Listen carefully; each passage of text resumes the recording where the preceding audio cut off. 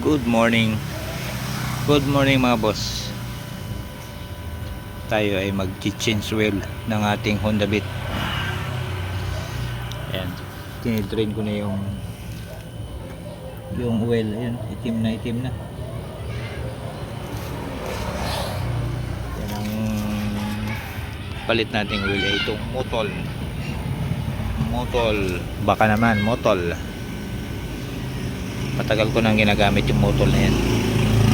Since 2 taon na.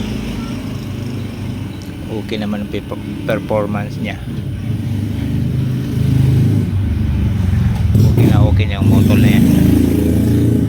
Pagkatapos itong change oil, maglilinis tayo ng panggilid.